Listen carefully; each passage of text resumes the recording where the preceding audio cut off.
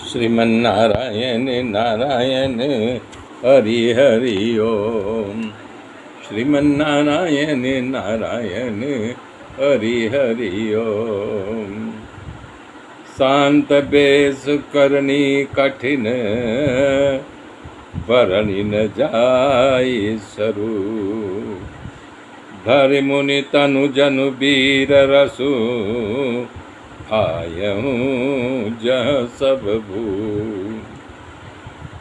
शांत बेस है परंतु उनकी करनी बड़ी कठिन है। इनके स्वरूप का वर्णन किया ही नहीं जा सकता है। ऐसा लग रहा है मुनि का शरीर है, फिर भी वीर रस धारण करके वहाँ आए जहाँ सब राजा का समाज बैठा हुआ है। और देखत भृगुपति बेशु कराला, उठे सकल भय विकल भुआला। पितु समेत कहीं कहीं निज नामा, लगे करन सब दंड परामा। जब वहाँ परशुराम जी आ गए तो सभी राजा डर गए कि अरे बाप रे बाप, अब क्या होगा। और सभी उठ करके खड़े हो गए, व्याकुल हो करके खड़े हो गए और पिता सहित अपना नाम बता करके दंडवत प्रणाम करने लगे परशुराम जी को। परशुराम भला समझ करके स्वाभाविक रूप से जिसको और देखते वो डर जाता। उनका रूप का वर्णन किया था न, जटा जूट है, चौड़ा जो है ललाट है, उस पर त्रिपुंड लगा हुआ है, धनुष दो दो तीर्ण और अनी फरसा उनके कंधे पर लटक रहा है। तो समझता यानी कि जिसकी ओर देख देते भर निगाह तो समझ जाता बस अब मैं मारा गया, आज हमारी आयु पूरी हो गई। सब सिर झुका करके प्रणाम करते और तब जनक जी भी आकर के प्रणाम किया। सीता जी को बुला करके उनके चरणों में प्रणाम किया।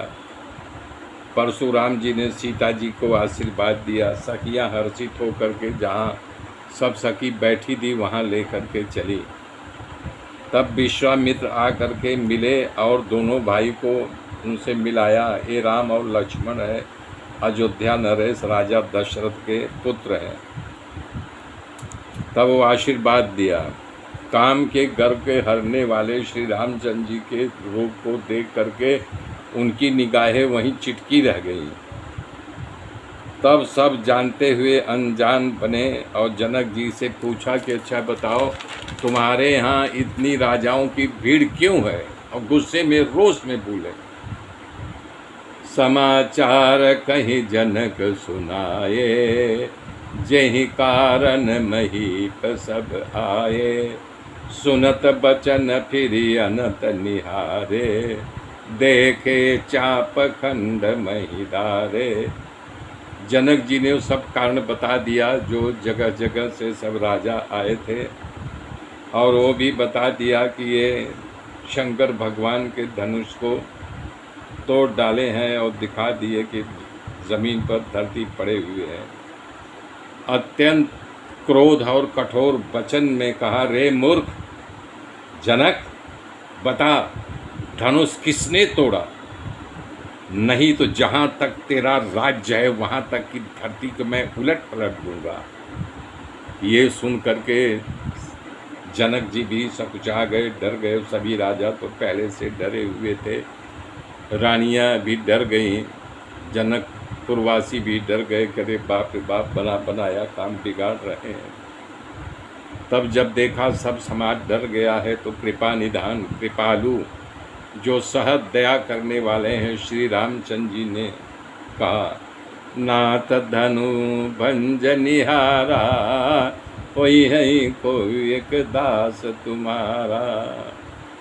रामचंद्र जी ने मृदु वाणी में कहा कि हे भगवान, कोई दास ही होगा जो धनुष को तोड़ा होगा, आप आज्ञा कीजिए क्या किया जाए।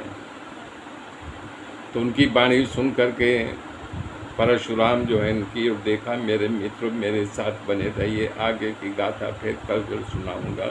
तब तक के लिए जय श्री राम।